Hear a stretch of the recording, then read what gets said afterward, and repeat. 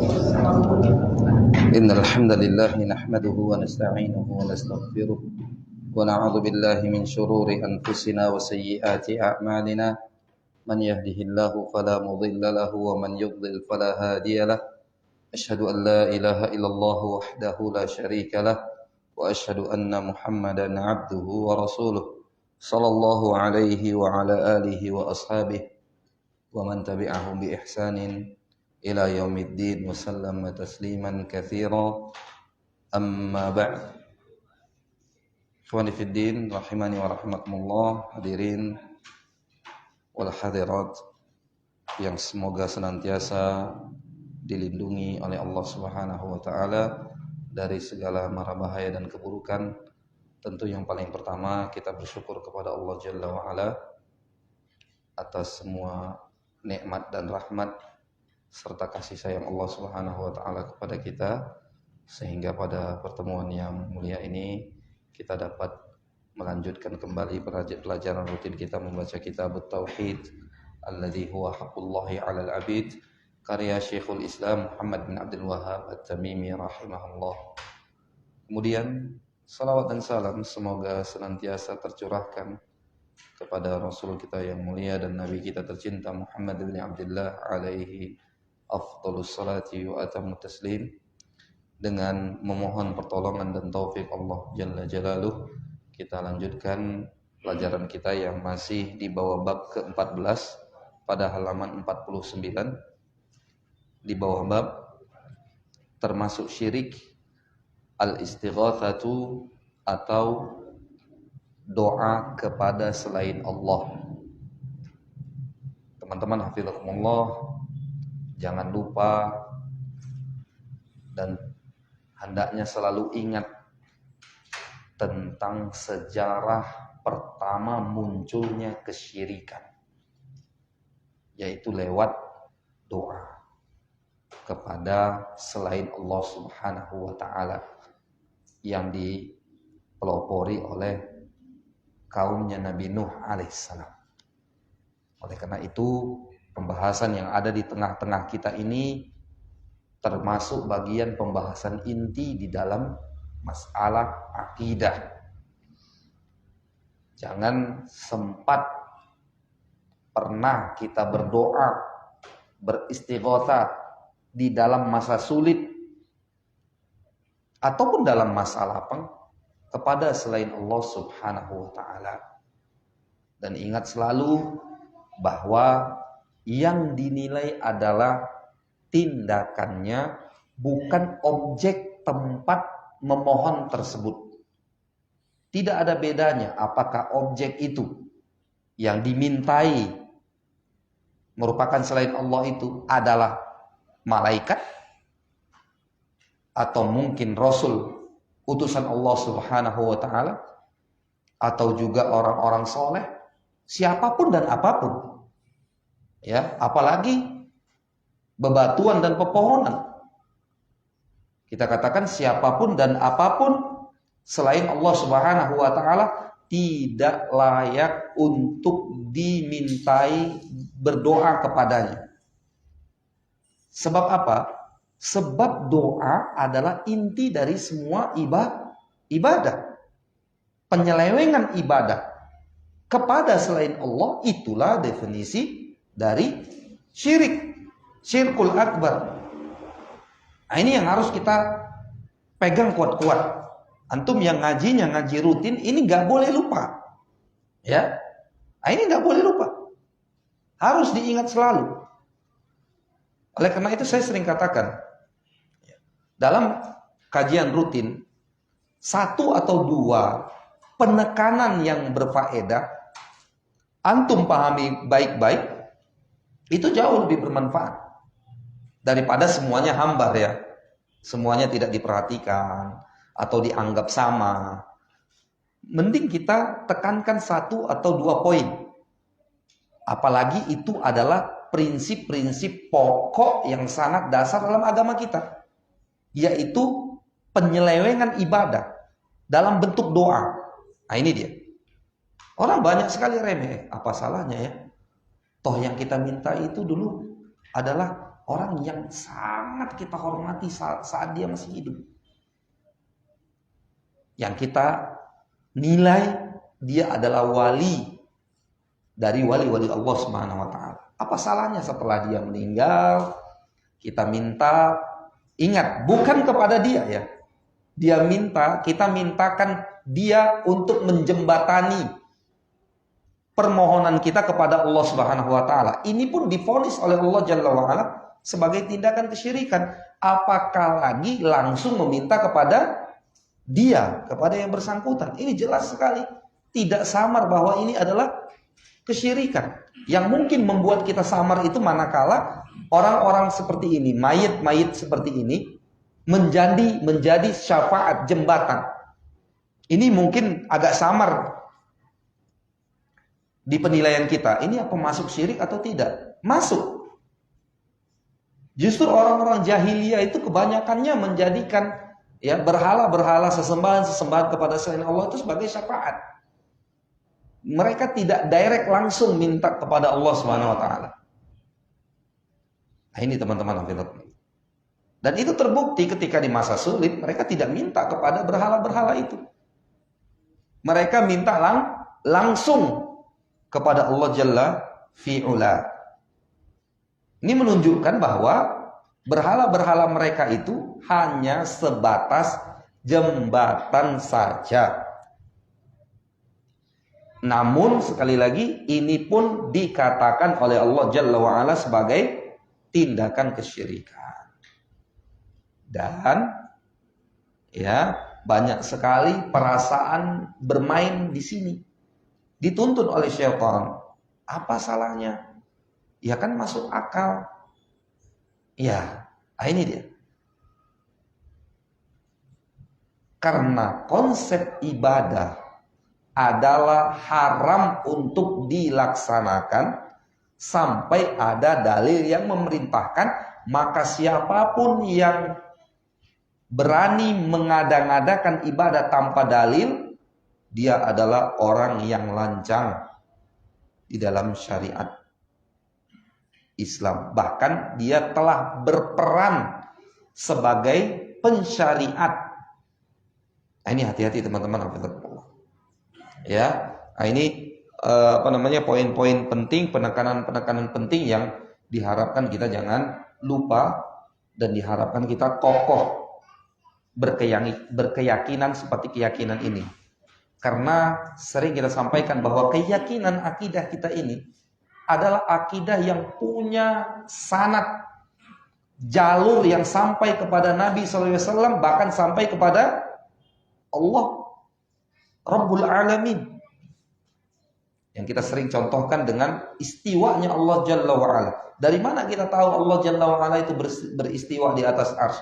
Ya dari Allah Subhanahu wa ta'ala sendiri. Berarti keyakinan kita, akidah kita itu langsung ataupun sampai ke puncak kepada Allah Subhanahu wa ta'ala. Ini yang harus kita dudukkan. Bahwa kita ngaji akidah ini, akidah yang dianut oleh para ulama dari zamannya sahabat, dari Nabi SAW sampai sekarang itu murni. Ya. Dan sering kita contohkan, kita lihat akidahnya Al-Imam Al-Bukhari umpamanya, Kitabut Tauhid yang dikeluarkan dari Sahih Al-Bukhari dengan akidah dalam Kitabut Tauhid yang dituliskan oleh Syekh Muhammad bin Abdul Wahab rahimahumullahul jami', tidak ada bedanya. Padahal kedua imam ini masanya jauh sekali. Ya, yang satu meninggal di abad ketiga, yang satunya meninggal di abad ke-13. Ada 1000 tahun lebih kurang di antara mereka berdua. Tetapi akidah itu tidak tercemari, teman-teman. Masih murni dia.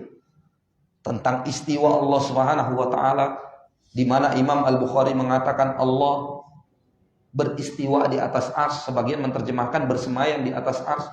Demikian juga Syekh Muhammad bin Abdul Wahab rahimahullah, dan juga ulama-ulama kontemporer seperti Ibnul Utsaimin, Ibnul Bas, Al-Albani rahimahumullahul jami' berakidah dengan akidah yang sama. Ya. Nah, ini perlu untuk kita ulangi supaya kita jangan ragu belajar akidah dan juga supaya kita termotivasi. Apa sih akidah yang sahihah itu? Pendeknya akidah sahihah itu sebenarnya simpel saja. Yang membuat kita ngaji berpekan-pekan berbulan-bulan itu karena banyaknya syubhat-syubhat. Banyaknya ibarat mata air yang mengalir, itu banyak sekali orang membuang kotoran-kotoran. Sehingga kita untuk mengambil air yang murni, yang jernih itu harus menepis kotoran-kotoran ini dulu. Nah, itu analoginya seperti itu. Kenapa kita kok lambat sekali ya kayaknya untuk mengenal akidah sahihah aja sampai kita ngaji berpekan-pekan, berbulan-bulan atau bahkan bertahun. Ya. Jawaban ringkasnya seperti yang kita katakan tadi lah, kurang lebihnya. Nah, pada pertemuan terakhir kita telah sampai kepada dalil yang pertama di bawah bab ke-14 ini, benar ya? Maka pada malam ini insya Allah kita akan masuk kepada dalil yang kedua. Dalil yang kedua masih halaman 49. Ya, seperti biasa kita minta kerelaan salah seorang dari antum untuk membacanya. Ada yang rela? Baik, tafadhal.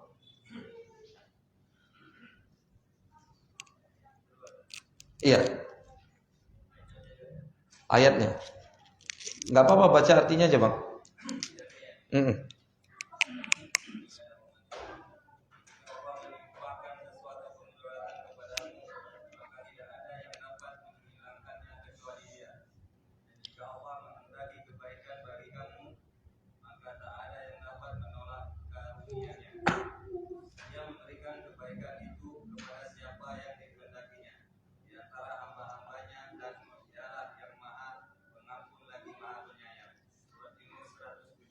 Barakallahu fiik. Baik. Jika Allah menimpakan wa in yamsaskallahu bidurrin, jika Allah menimpakan sesuatu kemudaratan kepadamu, fala kashifalahu illahu, tidak ada yang dapat menghilangkannya kecuali Dia. Kecuali siapa? Allah Subhanahu wa ta'ala. Dan jika Allah menghendaki kebaikan bagi kamu, maka tidak ada yang dapat menolak karunia-Nya. Dia memberikan kebaikan itu kepada siapa yang dikehendakinya di antara hamba-hambanya, dan Dialah yang Maha Pengampun lagi Maha Penyayang. Teman-teman hafizakumullah, ayat ini cocok dengan babnya, di mana babnya adalah tentang istighatsah atau doa kepada selain Allah Subhanahu wa ta'ala. Kalaulah tidak ada siapapun dan apapun yang mampu mendatangkan manfaat, menolak mudarat kecuali Allah, jelas kepada siapa kita meminta? Kepada Allah Subhanahu wa ta'ala. Ya.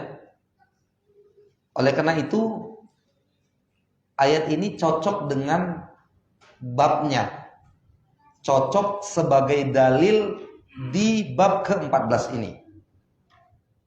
Berikutnya antum lihat kata bidurrin pada ayat ini.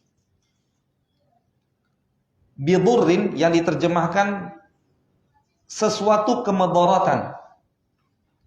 Maka ini kata para ulama yufidul umum, menunjukkan keumuman. Maksudnya apa? Mencakup mudarat jenis apa saja dan macamnya apa saja. Kemudaratan itu kan banyak sekali.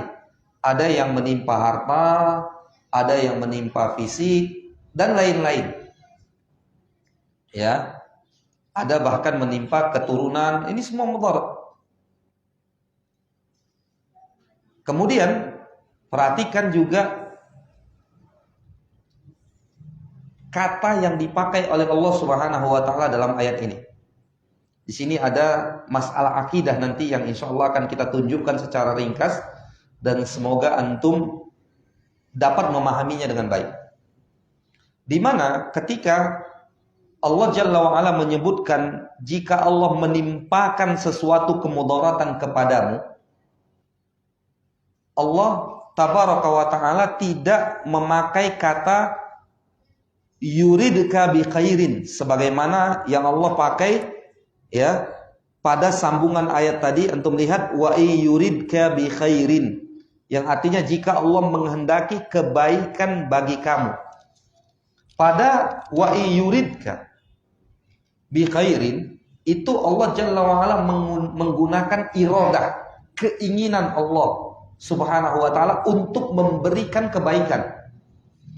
Adapun ketika Allah Subhanahu wa ta'ala ingin menimpakan kemudaratan, maka Allah pakai kata wa in yamsaskallahu bidurrin, yang diterjemahkan jika Allah menimpakan sesuatu kemudaratan kepadamu dan tidak disertai iradah.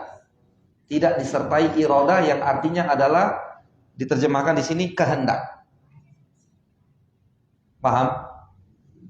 Untuk sesuatu yang buruk, kata para ulama, Allah Subhanahu wa ta'ala tidak menghendaki terjadi sesuatu yang buruk itu secara zatnya. Allah Subhanahu wa ta'ala tidak menghendaki sesuatu yang buruk itu secara zatnya, sehingga tidak satu pun keburukan boleh dinisbatkan kepada Allah Tabaraka wa ta'ala. Terlebih lagi Nabi SAW mengatakan wasyarru laisa ilaiki, yang artinya keburukan itu tidak disandarkan kepadamu, wahai Allah Subhanahu wa ta'ala. Sehingga mohon maaf, ada ulama yang mengatakan Allah Subhanahu wa ta'ala yang menciptakan babi, mohon maaf, tetapi tidak dikatakan Allah pencipta babi, Allah Tuhan babi, karena ini berseberangan dengan adab dan pengagungan kepada Allah Tabaraka wa ta'ala.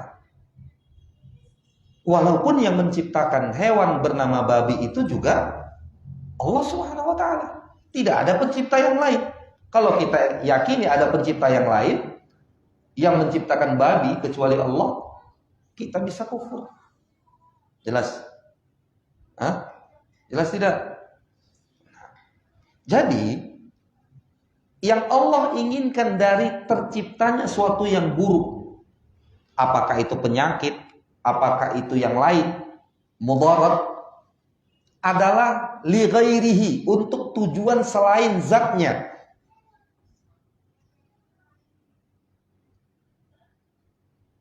Kadang orang kalau ditimpa penyakit baru dia sadar kembali kepada Allah. Yang Allah inginkan dari penyakit yang menimpanya itu adalah kembalinya dia, yang kita bahasakan dengan taubatnya. Bukan penyakit itu yang Allah inginkan, tidak. Jelas? Ya. Nanti antum bisa menjawab, kok Allah Subhanahu wa ta'ala ciptakan iblis untuk apa?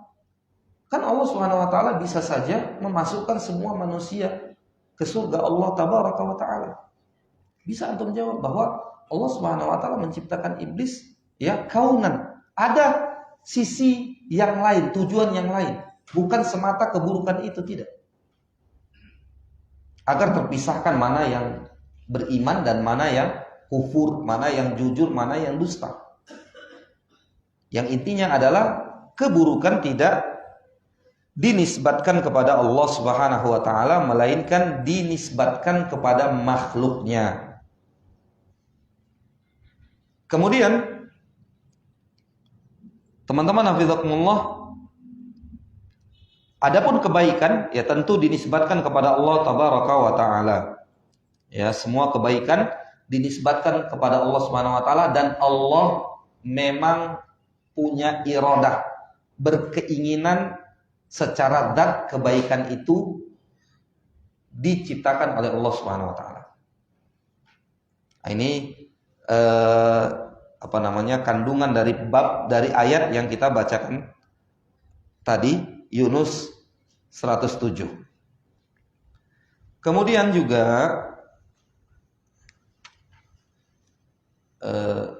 yang bisa kita ambil daripada bab ini, yaitu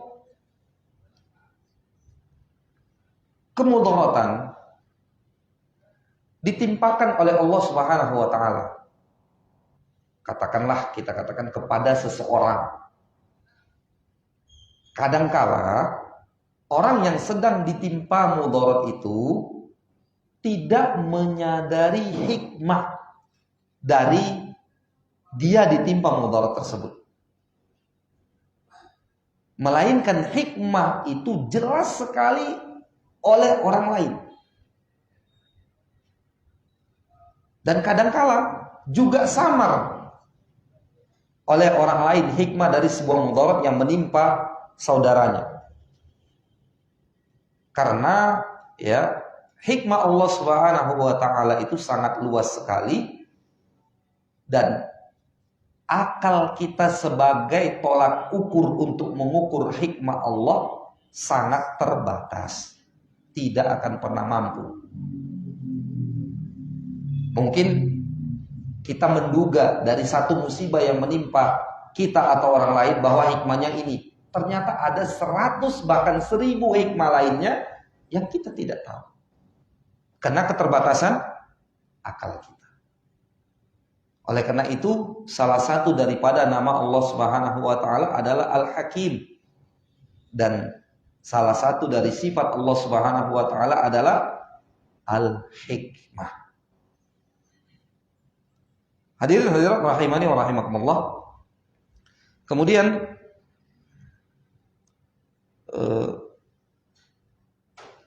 yusibu bihi man yasha min ibadihi, yang diterjemahkan dia memberikan kebaikan itu kepada siapa yang dia kehendaki di antara hamba-hambanya. Kata min ibadihi, dari atau di antara hamba-hambanya, para ulama menyebutkan bahwa al-ubudiyah dalam ayat ini maknanya umum. Karena kata khair bi khairin pada ayat ini mencakup kebaikan dunia dan akhirat.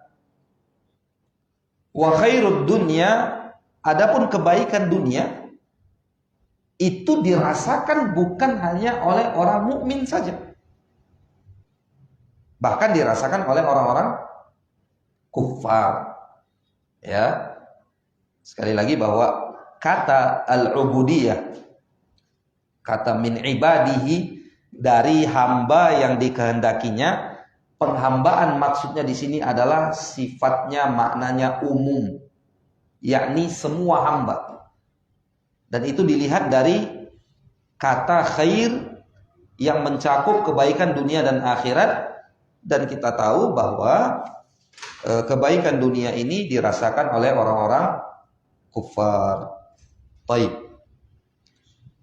Kemudian wa huwal ghafurur rahim. Wa huwa al-ghafur ar-rahim. Ini dua nama Allah Subhanahu wa taala yang maha indah, yang mana Al-Ghafur maknanya adalah Dzu al-Maghfirah, maha pengampun.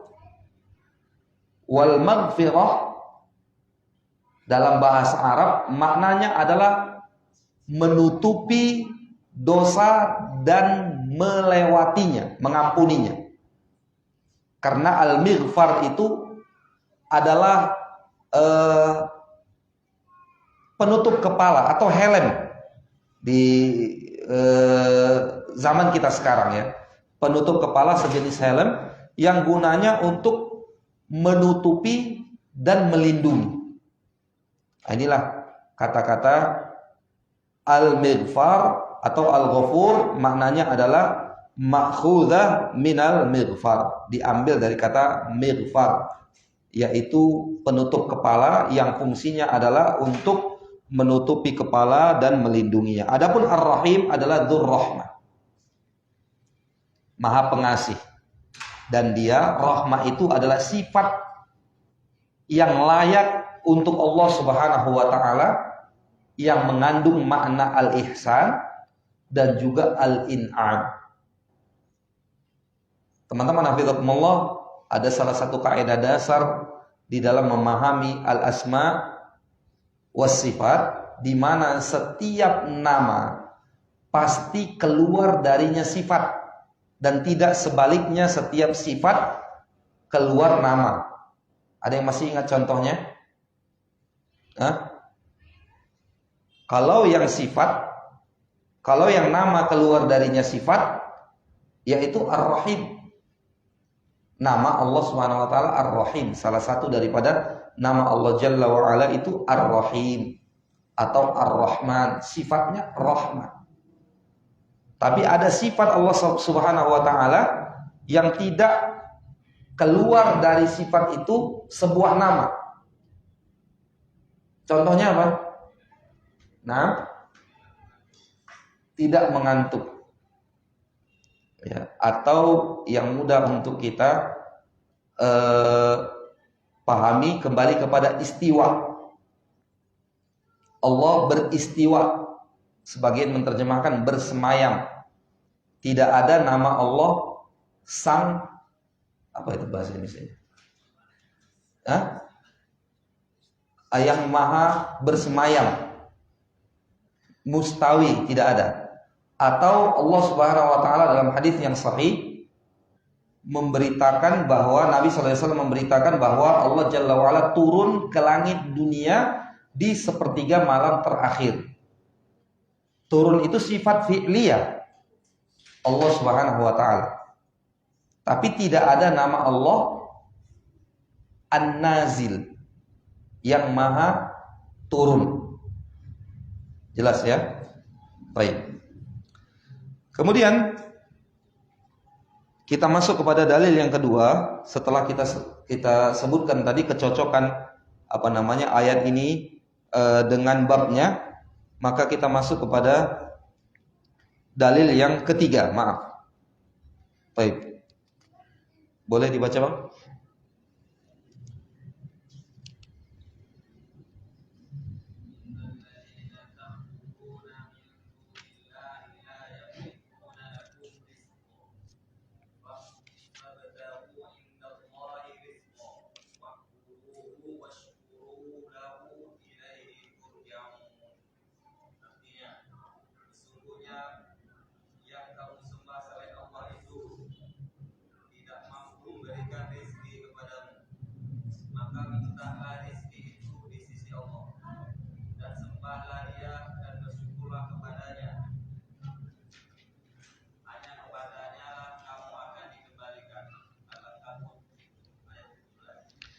Nah, ayat yang ketiga sebagai dalil daripada bab ke-14 ini adalah firman Allah Jalla wa'ala pada surah Al-Ankabut ayat ke-17, yang artinya sesungguhnya yang kamu sembah selain Allah itu tidak mampu memberikan rezeki kepadamu.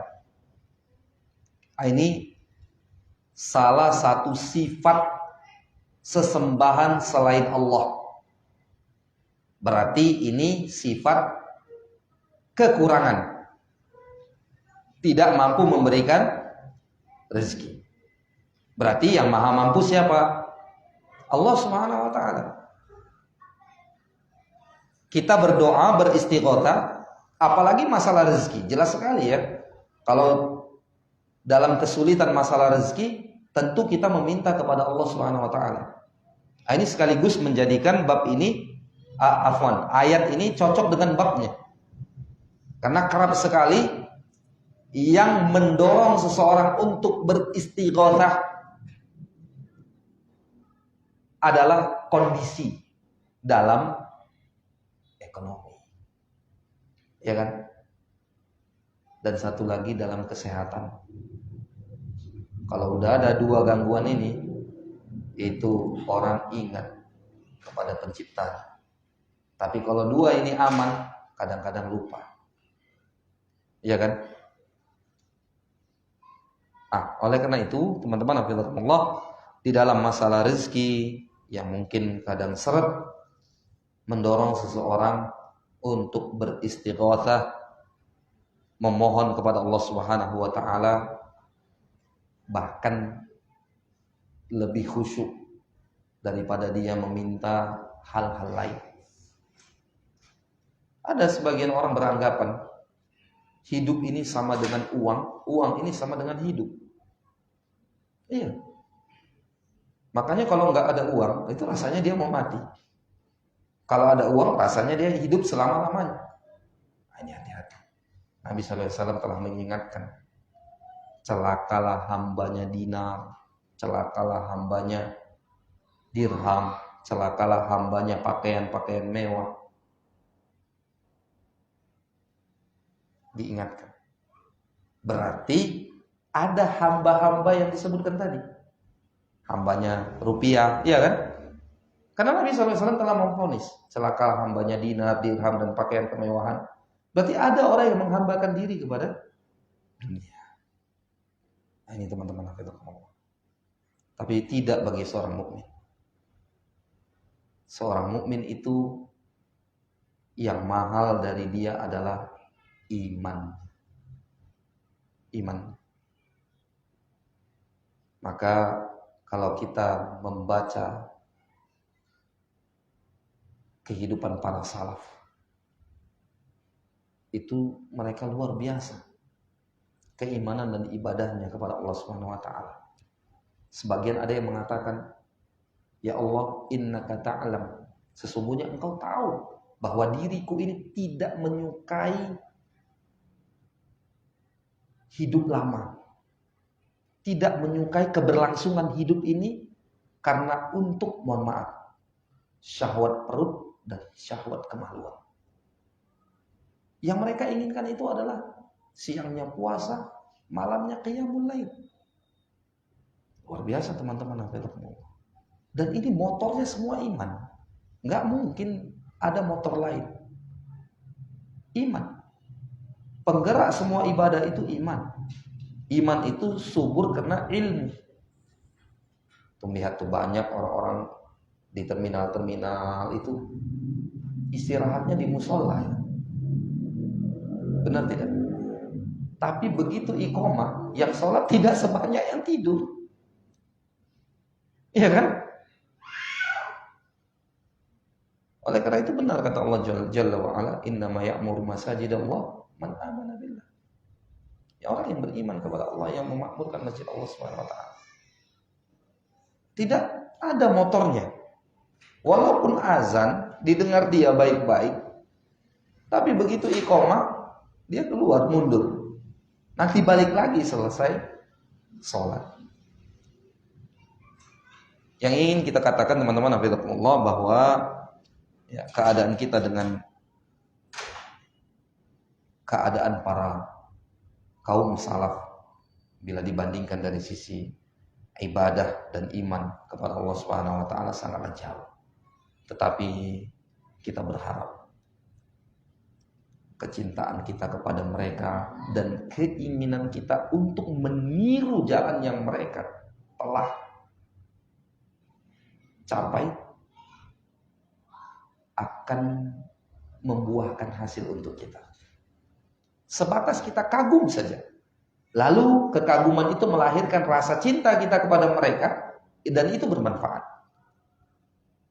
Karena Nabi SAW mengatakan dalam hadits Abi Dzar, ya, ketika Abi Dzar radhiyallahu taala anhu menyebutkan bahwa ada sebagian orang yang tidak bisa kami samai ibadahnya, Nabi SAW mengatakan, ya Abu Dzar, innaka ma'aman ahbabt.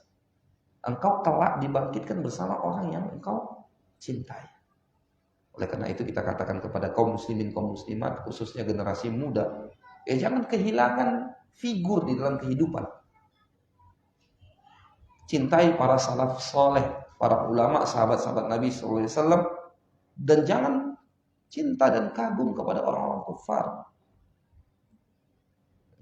Agar kecintaan kita itu berbuah amal soleh.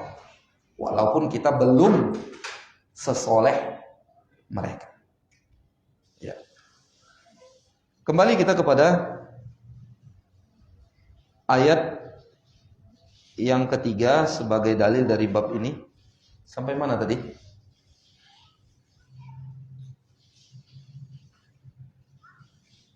Mana poin terakhir tadi? Azan dulu lah sambil kita mikir ya. Baik. Udah azan? Ya, azan dulu sambil kita mikir mana poin yang terakhir kita bicarakan tadi.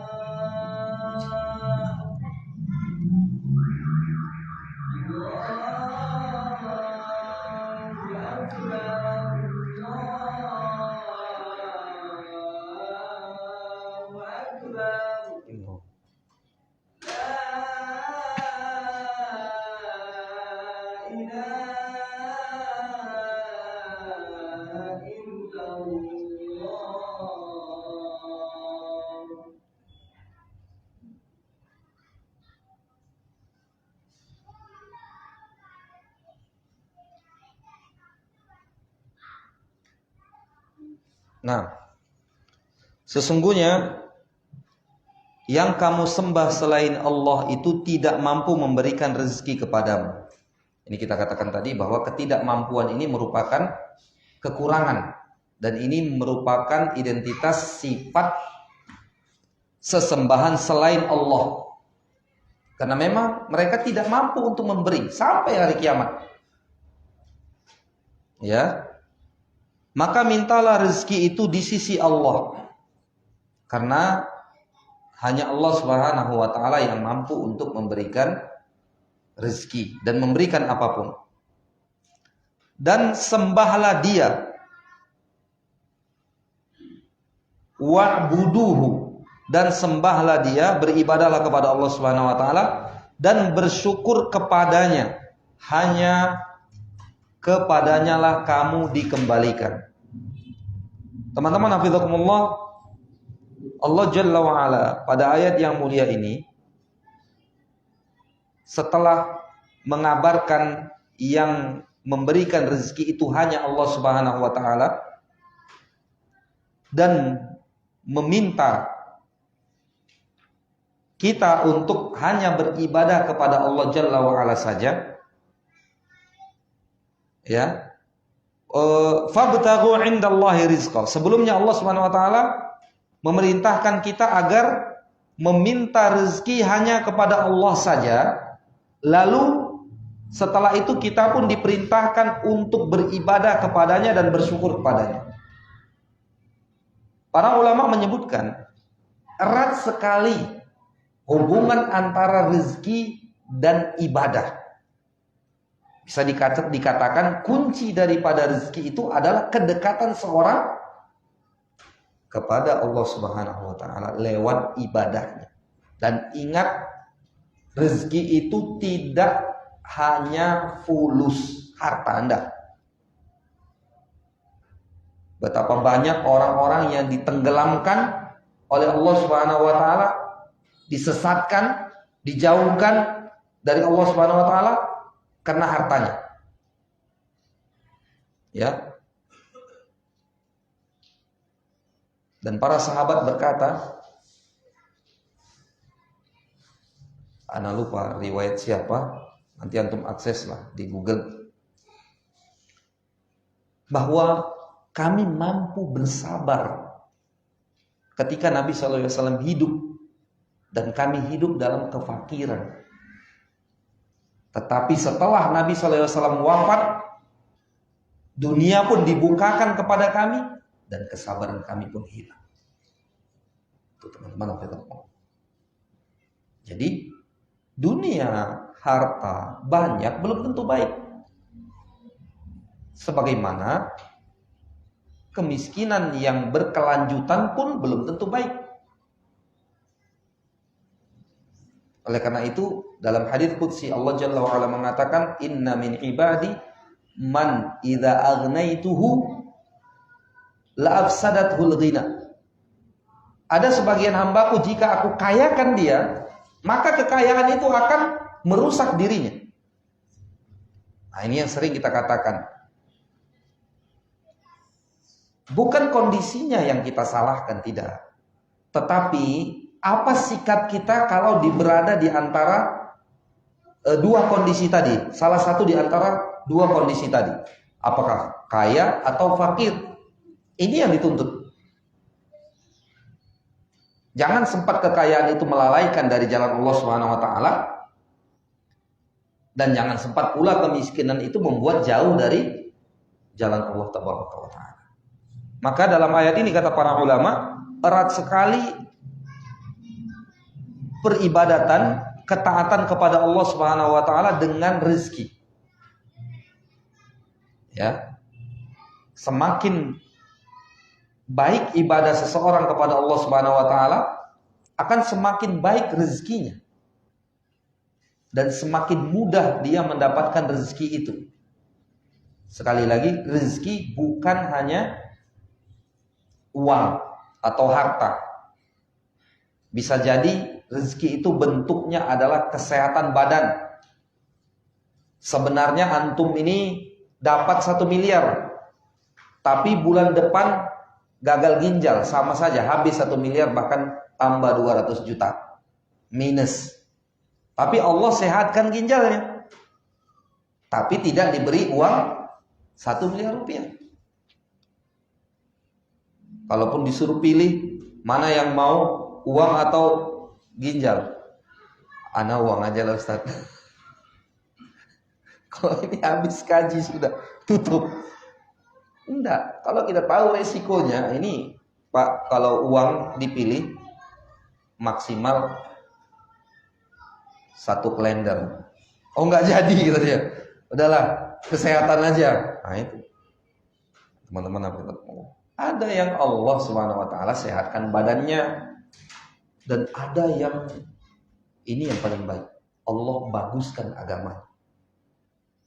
Kalau dia sibuk bisnis, berapa banyak orang-orang yang tadinya bisnisnya belum baik, begitu menanjak, meroket, udah nggak pernah hadir lagi, nggak pernah hadir.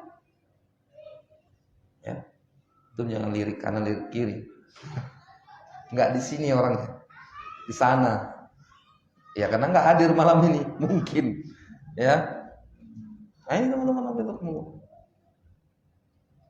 Oleh karena itu Allah Jalla wa Ala mengatakan wa may yattaqillaha yaj'al lahu makhraja.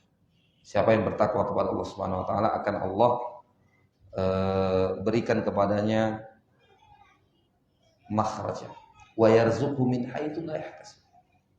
Akan diberikan solusi dari setiap problematika kehidupan yang dia hadapi, dan dia diberikan rezeki dari arah yang dia tidak sangka. Sekali lagi, rezeki itu bukan hanya fulus, uang, harta, enggak. Keistiqomahan di atas ketaatan kepada Allah, minat untuk belajar agama, mengejar kekurangan-kekurangan di masa lalu.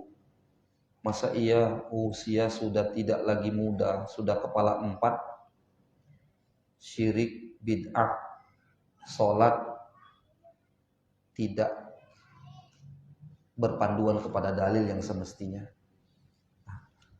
Itu jiwanya bergelora.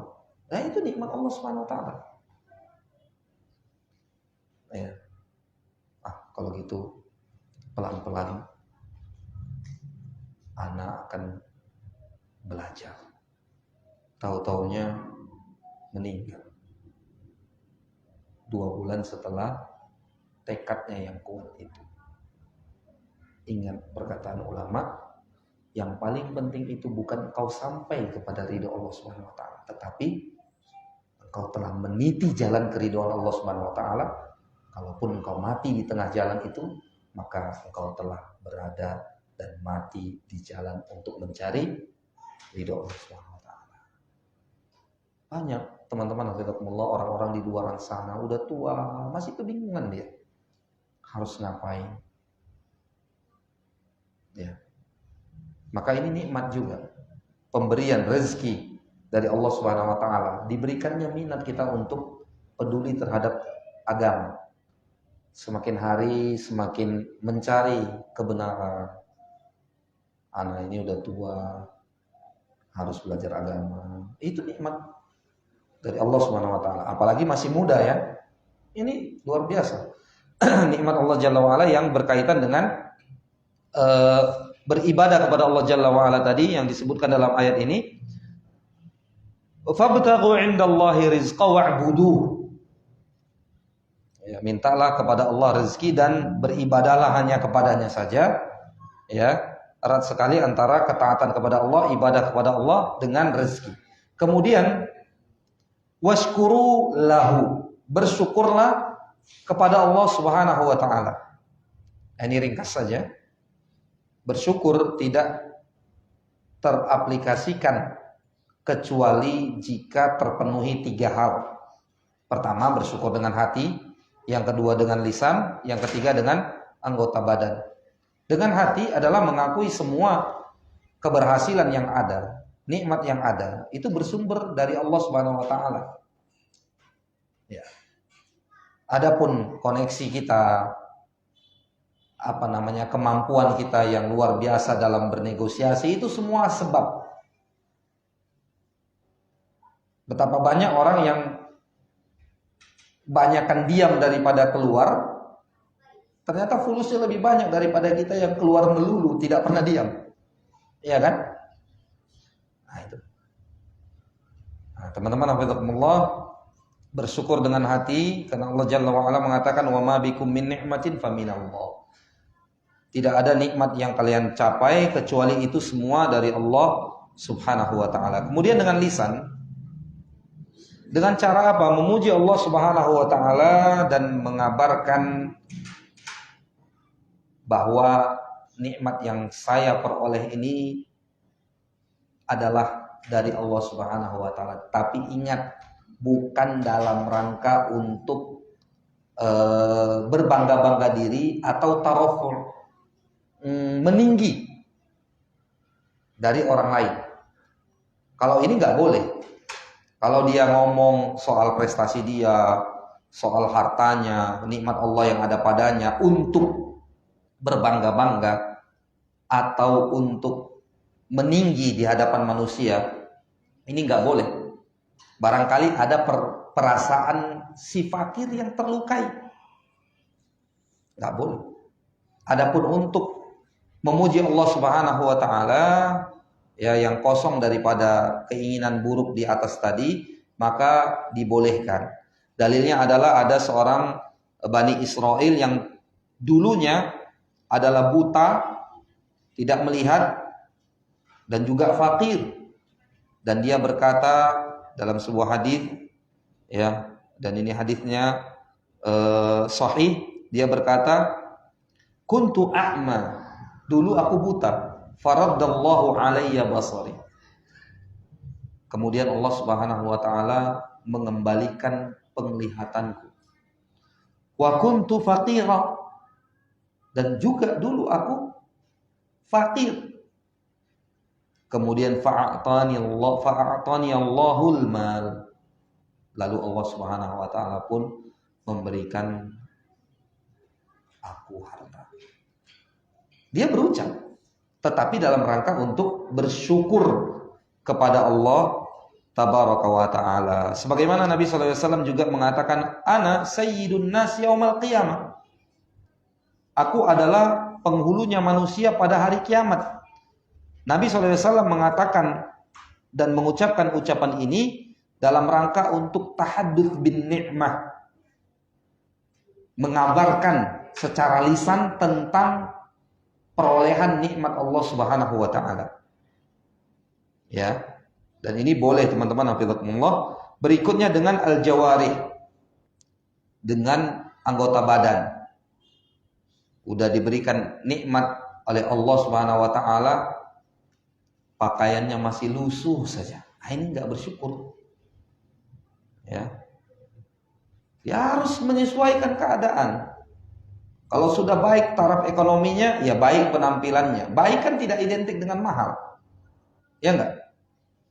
Nah, berubah menjadi lebih baik, mengamalkan firman Allah Subhanahu wa taala, wahai anak Adam, khudzu zinatakum inda kulli masjid. Ambil perhiasan, pakai, kenakan perhiasan kalian setiap kali ingin ke masjid. Kalau dulu nggak ada, sekarang ada, pakai. Ya, dengan al-jawarih maksudnya ya dengan beribadah kepada Allah Subhanahu wa taala, seperti umpamanya mensyukuri nikmat ilmu dengan cara mengamalkannya, beribadah kepada Allah Subhanahu wa taala, nikmat harta dengan cara menjadikannya sebagai sarana untuk mendekatkan diri kepada Allah Subhanahu wa taala. Semakin sulit harta itu dicari, didapatkan, semakin mudah untuk memberinya. Ini petanda baik bagi seseorang. Dan jarang orang seperti itu. Yang ada kebalikannya, yang banyak itu kebalikannya. Semakin sulit dia dapatkan, semakin sulit juga dia keluarkan. Kemudian juga membidik hal-hal yang bisa bermanfaat untuk orang lain dari hartanya itu. Ikut andil di setiap kegiatan-kegiatan yang bermanfaat untuk kaum muslimin, seperti pembangunan masjid, ya, kegiatan-kegiatan sosial. Terlebih lagi kalau dia bidik yang sifatnya jariyah, yang pahalanya mengalir tanpa henti walau dia sudah di liang lahat. Ini luar biasa. Ya. Jadi bidik sedekah-sedekah jariyah kalau kita punya kelebihan harta. Kemudian juga syukur nikmat makanan dengan cara menggunakan makanan tersebut untuk nutrisi badan, agar kuat beribadah kepada Allah Subhanahu wa taala. Teman-teman hafizakumullah, nikmat harta inilah yang membuat sebagian para sahabat curhat kepada Nabi alaihi salatu wasallam. Dalam hadis yang masyhur, ya, Abu Dzar Al-Ghifari sebagai perawi hadis mengatakan bahwa ada sekelompok sahabat datang kepada Nabi sallallahu alaihi wasallam dan berkata, "Ya Rasulullah, zahaba ahlud duthuri bil ujur, yusalluna kama nusalli wa yasumuna kama nasum wa yatasaddaquna bi fuduli amwalihim." Ya Rasulullah, itu orang-orang kaya pergi membawa pahala, di mereka borong semuanya. Ya, mereka sholat seperti kita sholat, mereka berpuasa juga seperti layaknya kita berpuasa. Tetapi ya Rasulullah, mereka itu bersedekah dengan kelebihan harta mereka. Ini kata sekelompok para sahabat itu. Dan ingat kata para ulama, mereka para sahabat ini bukan ingin kekayaan dari sisi orang kaya itu rumahnya megah, kendaraannya mewah, terus pakaiannya bagus dan mahal, enggak. Mereka hanya ingin kalaulah diberikan kekayaan, berkesempatan juga untuk menginfakkan kekayaan itu. Bukan ingin bermegah-megahan, berluas-luas dalam masalah kesenangan dunia, enggak. Ini kata para ulama. Mereka hanya ingin menyamai atau mengungguli orang kaya itu. Mereka ingin punya juga agar bisa berinfak. Nah, itu antum-antum yang punya, perhatikan hadis ini baik-baik. Orang kaya itu unggul karena mereka punya, sehingga membuat cemburu orang-orang yang tidak punya. Cemburu yang positif, ghibthah namanya dalam bahasa Arab. Bukan hasad. Ini hasad, cemburu negatif. Iri yang negatif, ini iri yang positif. Ya, mereka datang melapor khusus karena orang-orang kaya itu mengungguli mereka dari sisi berinfak.